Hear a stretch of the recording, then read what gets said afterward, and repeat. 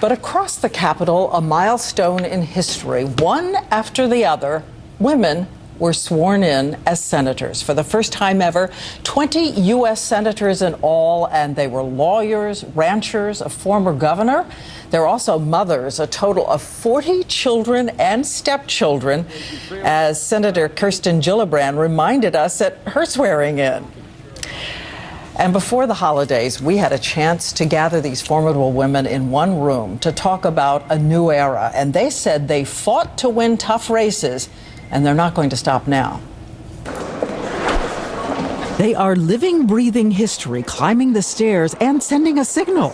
They are 20 senators, Republican and Democrat, who say they have had it with gridlock and the way Congress works. If they can delay a problem, pick an argument, and wait till next year, they'll do it. We don't believe in the culture of delay. The Dean of Senate Women, Senator Barbara Mikulski. For a record 26 years, she has brought the women together for private dinners, cheering them on with her slogan: square our shoulders, put your lipstick on, and fight the revolution. I don't want people who watch this show to think we're some kind of a sorority, because we're not.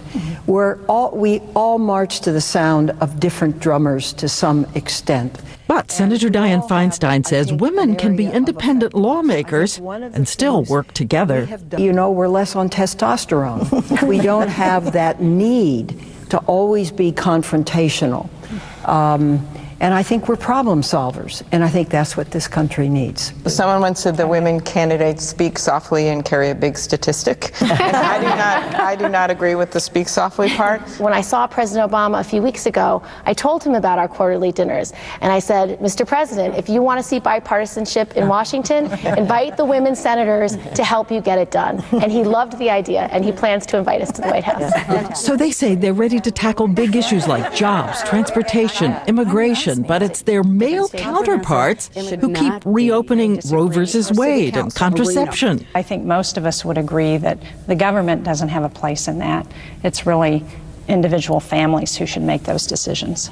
I'm pro-choice, so I don't disagree with what my friend Jean just said, but I think those issues should be settled and should not be the main focus of debate. Well, but Senator Collins, I don't think they are entirely settled. I mean, that's the problem, is that there were amendments introduced to say that women wouldn't have access to health insurance coverage for birth control.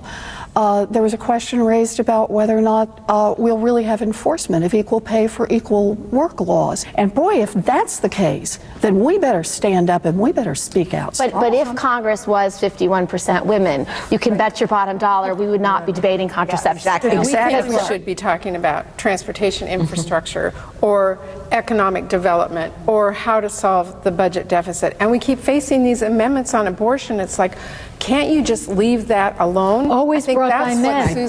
Always brought by men, Diane. And these new female arrivals signal a modern era. The first female senator ever from Nebraska, Deb Fischer.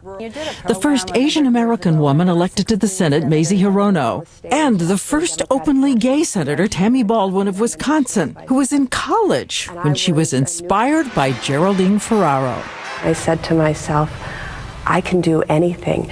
The sky's the limit. How many of you absolutely know America is ready to elect a female president? Absolutely. Easy. How many of you think there will be a nominee, a female nominee in 2016? Hope so. Oh, hope so. Hope so. Yeah. We hope so. Is there a president in this room?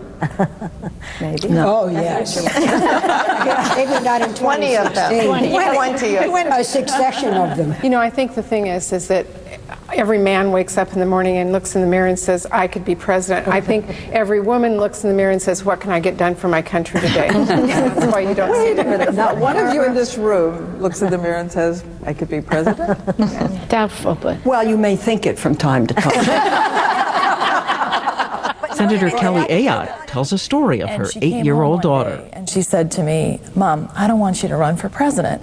And I looked at her and I said, Kate, I'm not running for president. Why do you ask me that? She said, Mom, because I want to be the first woman president. She better call Hillary. Did you break the news to her? We're not waiting that long. And again, our interview was taped before Secretary Clinton was hospitalized and released. And by the way, we asked these senators to pass on the best advice they ever got for all children, all boys and girls, and we're going to bring that to you tomorrow night.